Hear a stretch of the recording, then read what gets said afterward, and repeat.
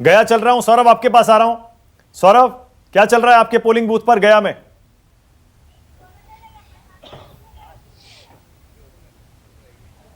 जी मानक, आपने जो सवाल किया था कि क्या नीतीश कुमार इस बार फैक्टर होंगे, तो पहले मैं उसका जवाब दे दूं। 2010 में बीजेपी के साथ नीतीश कुमार थे, उनकी जीत हुई थी। और उसके बाद 2015 में नीतीश कुमार आरजेडी के साथ थे, यानी लालू यादव के साथ थे, तो उनकी जीत हुई थी।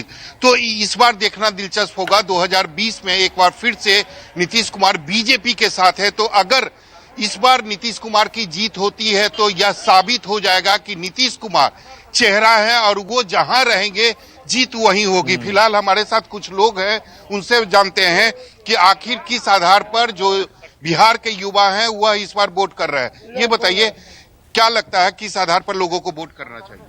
किस आधार पर का वोट देना चाहिए? सही मतलब आधार क्या होना चाहिए? विकास का मुद्दा होना चाहिए, विकास होना चाहिए, नौकरी होना चाहिए, आलू प्याज का रेट घटना चाहिए, इस सरकार को बदलना चाहिए।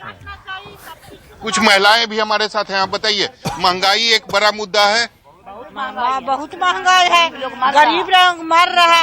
एक तो लॉकडाउन कर दिया, कमाई धमाई सब ले लिया। बताइए, कोरोना में काफी परेशानी हुई। काफी परेशानी हुई, बहुत परेशानी हुई। भूखा भूखा हम लोग सोए, भूखा मरे। बाल बच्चा नौकरी करे वाला सब बैठा रहा, सारे दुकान बंद रहा, खाने बगैर हम लोग तरस गए। अगर मौजूदा सरकार के बारे में बात करें तो क्या लगता है आपको, नीतीश कुमार की सरकार के? हाँ, क्या किए नीतीश कुमार? इतना दिन से रहे तो क्या किए? कुछ किए हैं? गरीब पर कोई नौकरी ना, कोई गरीब लोग के कुछ किए हैं? कुछ नहीं किए।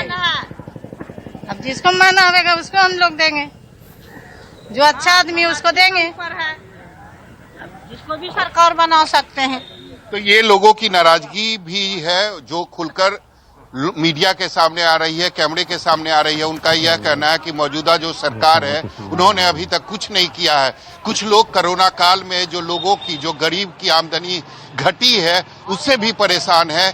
तो ये मिली जुली प्रतिक्रिया जो है वह गया के लोगों में दिखाई दे रही है। जी ओके सौरभ, जल्दी से अमित के पास भी चल रहा हूं। आरा में है अमित जरा अपने पोलिंग बूथ पर पीछे मैं देख पा रहा हूं अमित, लाइनें लगी हुई हैं, बताइए जरा, दिखाइए क्या हो रहा है वहां पर। देखिए, करीब 1 घंटा तक ये बूथ पे वोटिंग नहीं हो पाया था, क्योंकि यहाँ पे जो ईवीएम मशीन था उसमें कुछ गड़बड़ी थी। देखिए यहाँ पे जो वोटिंग हो रही, जो लोग आ रहे हैं, पहले ग्लव्स दिया जा रहा है, सैनिटाइज किया जा रहा है और उसके बाद वो अंदर जा रहे हैं। यहाँ पे कुछ लोग भी हैं जो मतदान के लिए खड़े हैं। आप यहाँ पर वोट देने आए हैं, क्या मुद्दा क्या होगा, कैसा बिहार चाहते हैं और क्या किसको वोट करने जा रहे हैं? दिमाग में क्या रहेगा? अब ये तो नहीं करना है कि किसको वोट, दिमाग में क्या है, क्या चाहिए? में तो हमारा ठीक है, शिक्षा चाहिए, विकास चाहिए, और क्या चाहिए। आप बताइए, वोट क्या इशू, मुद्दे क्या होते हैं? हमारे रोजगार और स्वास्थ्य 2 मुद्दे हैं जिन पे भावी जो भी उम्मीदवार हैं वो खरे उतर सकें, अपने मैनिफेस्टो का पूरी तरह पालन कर सकें। यहाँ बड़ी जोर नीतीश और एक तरह से तेजस्वी का चल रहा है। नहीं, जोर से क्या होगा, मुझे अपने विवेक पर वोट देना है।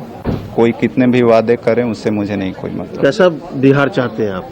मैं 15 साल बना, 15 साल की बात हो रही है। पहले वाले से तो ये अपेक्षाकृत अच्छा है जो भी है। आप क्या सोच रहे हैं मतदान देने? मैं यही सोच रहा हूँ कि सुंदर बिहार और स्वच्छ बिहार ही बनाना है, क्योंकि मेरा ये अपना खुद का अधिकार है। और रही बात बिहार के बारे में, तो ये गलतफहमी लोगों के बीच में है। बहुत सारे डेवलपमेंट हुए भी हैं और हो रहे हैं, और ऐसा नहीं है कि काम नहीं हो रहा है, बहुत सारे काम हो रहे हैं। काम हो रहे हैं और एक स्वच्छ बिहार की बात कर रहे हैं, स्वस्थ बिहार की बात कर रहे हैं। तो इस तरह से नई सोच के साथ अभी थोड़ी देर पहले डीएम से बात हुई, जो भोजपुर डीएम है, उन्होंने ये कहा कि जो पूरा जो प्रोटोकॉल है वो फॉलो किया जा रहा है। उन्होंने कहा कि उम्मीद है कि पहले से अच्छा मतदान होगा, क्योंकि लोगों में जागरूकता फैलाने की कोशिश भी की गई है। और सबसे बड़ी बात की जो कोविड को लेकर डर था उसे दूर करने के लिए तमाम जो इंतजामात है वो किए गए हैं। अमित एक सेकंड बहुत जरूरी है। अमित एक सेकंड, अमित आप बिल्कुल ठीक कह रहे हैं। सुकेश, मैं तो ये समझ रहा हूँ कोई ऐसा तो नहीं कि हम लोग समझ नहीं पा रहे हैं।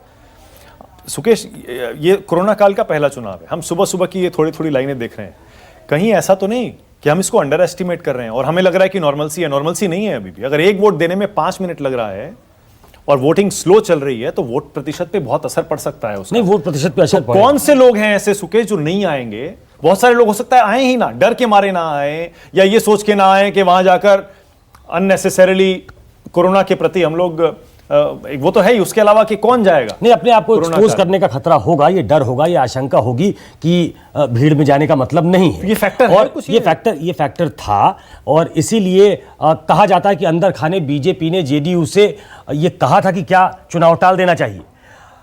मुझे जो जानकारी है, नीतीश कुमार प्रिवेल कर गए बीजेपी पे। उन्होंने कहा कि जो बेनिफिशियरी है अभी, जिसको इंस्टेंट रिलीफ मिला है, वो उनकी सोच बीजेपी से उलट थी। उन्होंने कहा केंद्र सरकार की तरफ से मदद मिली है, राज्य सरकार की तरफ से मदद मिली है, बाढ़ में जो लोग पीड़ित हैं उनको मदद मिली है, उनके अकाउंट में पैसे गए हैं, तो ये इंस्टेंट बेनिफिशियरी हैं और ये मानस पटल पे अंकित हो जाता है।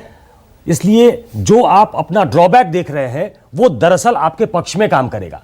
ये अंदर खाने जो चर्चा हुई, इसकी जानकारी मुझे मिली और वो प्रिवेल कर गए बीजेपी पे कि हमें इसकी मांग नहीं करनी चाहिए कि चुनाव न हो। बाकी तो वोट प्रतिशत देख के पता चलेगा। वोट प्रतिशत देख के देखिए, मैं फिर भी कहता हूं, मैं अभी भी यही सोच रहा हूं कि कौन से लोग हैं जो वोट देने आएंगे हर हाल में और कौन से हैं जो शायद बच जाएंगे। देखिए, जो नहीं आएंगे। एक मान्यता वहां है कि जो आरजेडी का वोटर है वो बड़ा कमिटेड वोटर है, वो वोट बूथ पे जाता है, वो बड़ा लाउड होता है, वो वोट देता है और बताता है कि हमने वोट दिया।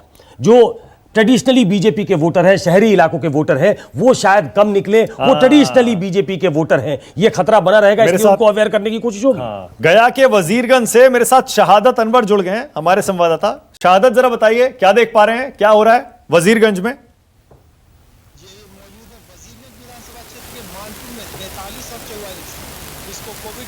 कोविड-19 को देख करके 2 बूथ और बढ़ा दिया गया है, 43 का और 44 का, 4 बूथ है।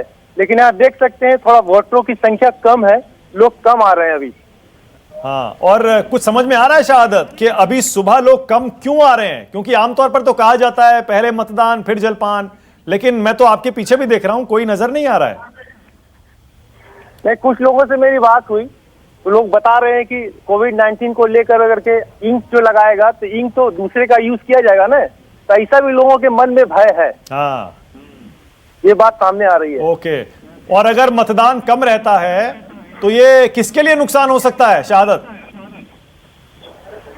मतदान, आपको पिछली बार जो मतदान हुआ था आपको 60.33% मतदान हुआ था, जो पिछला विधानसभा क्षेत्र था, विधानसभा का चुनाव था। हाँ। लेकिन अब इस बार जो संख्या देखा जा रहा है तो ऐसा लग रहा है कि इस बार मतदान संख्या कम होगा। ओके, संजीव कोई कमेंट? सुकेश कह रहे हैं कि हो सकता है, असेसमेंट ये है कि जो वोटर निकलेगा कमिटेड वोटर है, वो आरजेडी का, महागठबंधन का ज्यादा है। देखिए, प्रचार कार्य के दौरान जो हमें दिखा है तस्वीर, उसके हिसाब से अगर हम देखें तो ऐसा लगता नहीं है कि लोगों को प्रचार कार्य के दौरान बहुत ज्यादा दिक्कत हो रही थी प्रचार में भाग लेने में, या फिर पॉलिटिकल मीटिंग्स हो रही थी, पब्लिक मीटिंग्स हो रही थी। तो ये अभी थोड़ा अर्ली है, सुबह है, देख लेते हैं कि क्या होता है। हाँ, ये जरूर है कि बिहार ट्रेडिशनली, जैसा मैंने आपको बताया, बहुत ज्यादा वोटिंग परसेंटेज हमेशा से वहां नहीं रहता है। तो अमूमन इस बार वैसा होता है क्या?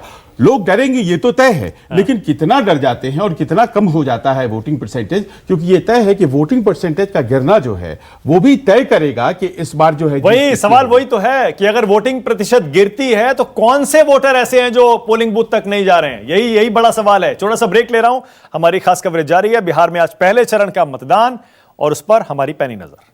नमस्कार, मैं हूं मानक गुप्ता।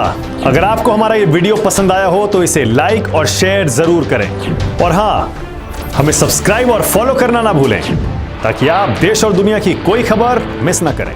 तो जुड़े रहिए हमारे साथ और देखते रहिए न्यूज़ 24।